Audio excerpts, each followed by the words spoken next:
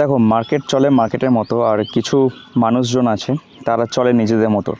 তাদেরকে তুমি যতই শেখাবার চেষ্টা করো, তাদেরকে তুমি যতই ভালো লেসন দেওয়ার চেষ্টা করো, তারা কিন্তু ওই খারাপ দিকটাই বেছে নেবে, ওই খারাপ পথটাই বেছে নেবে, ওই শর্টকাটটাই বেছে নেবে। মার্কেটে একটা কথা আছে, মানে যেটা বহুল প্রচলিত, মানে যেটা ম্যাক্সিমাম সবাই বিশ্বাসও করে, that the holy grail exists.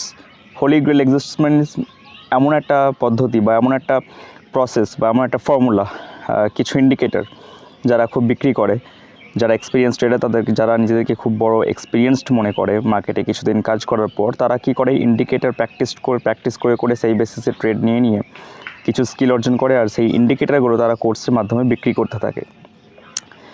দিয়ে এই একটা মেসেজ দিতে থাকে যে আমার স্ট্র্যাটেজিটা 100% রাইট, আমি যতবার মার্কেটে কাজ করি এই সেম স্ট্র্যাটেজি অ্যাপ্লাই করি আর আমি খুব ভালো রেজাল্ট পাই, তোমরা এই স্ট্র্যাটেজিটাকে বাই করো।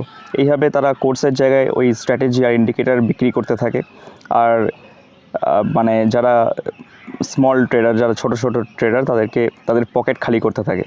তো আমাদেরকে দেখো, মার্কেটে যে ট্রেড করা মানেই কাউকে কিছু দেওয়া মানেই যে ফ্রড হয় তেমন কিছু না। অনেক সময় কিন্তু কিছু লার্ন করার আগ্রহ আমাদের এতটাই বেশি থাকে, মানে আমরা এতটাই হাংরি থাকি যে দিক থেকে হোক নলেজ গ্র্যাব করার জন্য বা কিছু গ্র্যাব করার জন্য, তো আমরা কি করি, আমরা খুব সহজেই কাউকে বিশ্বাস করে নিই এবং তার সে যা কিছু বলছে সেগুলোতে ফোকাস করতে থাকি এবং তার সমস্ত কিছুগুলো আমরা গ্র্যাব করতে থাকি, নিতে থাকি, উইদাউট কোনো সেকেন্ড থট, মানে কিছু না ভেবে যে এটা ঠিক কি এটা ভুল, যে ঠিক বলছে কি ভুল বলছে।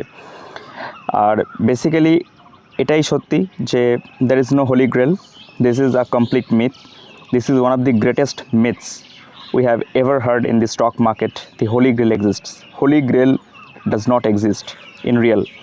দেখো, যারা পৃথিবীর খুব ভালো ভালো ট্রেডার না, তারা কি করে, তারা কিন্তু খুব ভালো রিস্ক ম্যানেজমেন্ট করে, আর তাদের রিস্ক রিওয়ার্ড রেশিও কিন্তু সবসময় বেশি থাকে। তারা যদি $1 রিস্ক নেয়, তারা $2 কামায়। তারা যদি $1 রিস্ক নেয়, তারা $3 কামায়। মানে 1:2, 1:3 রিস্ক রিওয়ার্ড রেশিও থাকে।